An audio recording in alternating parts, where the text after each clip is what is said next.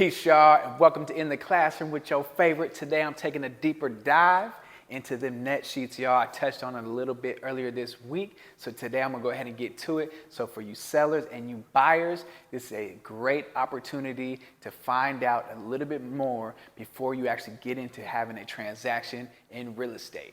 Now, before I get started, make sure you hit that like button, and when we get through this thing, go ahead and leave me a comment and let me know what was surprising to you. Or if there's something else that you want to get into, go ahead and let me know and I'll do a video when I reach out back to you. Now, I got a list right here. However, breaking it down quite simply is like this. Sellers have a net sheet, buyers have a net sheet. Now, why is it important for you to have a net sheet? Because you want to know financially what you're going to be paying on the buyer side and what you're going to be walking away with on the selling side. Now, just a little quick snippet, like I told y'all earlier this week, if you are a seller and you have a big loan, boom, on the property, you're gonna walk away with a little bit of cash flow at the end of the transaction. So let's go ahead and dive on into it. One thing for sure you need to know is the sales price. So this is more directly for you sellers. You want to know what you're going to be selling the home for, and a lot of the times the number that you choose that is of market value that your local realtor is going to help you navigate in is going to really be generated by what the market is saying and at the same time what you're really going to be walking away with. So as we travel on down the list, it will be a little bit more clear for you sellers.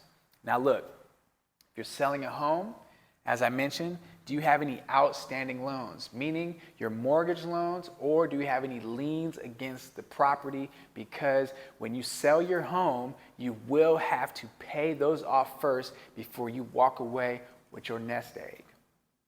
Number 3, the closing costs. These are things like title fees, escrow fees, transfer tax fees, and of course commissions that the sellers typically pay to the buying side and of course on the selling side.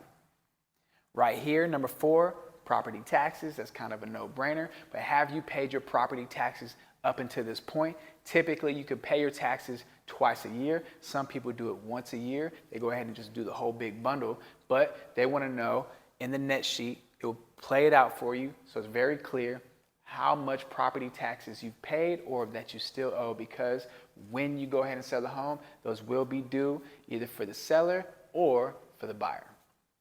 Then of course, if your home has any homeowners associations, then those fees would apply when you decide that you're going to sell your home, and of course too when you're buying.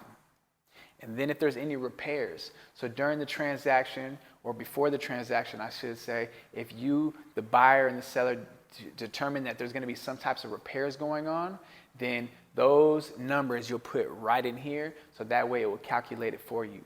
And then of course if there's anything that's miscellaneous that is not on top of this list, that's something else that you want to throw in there.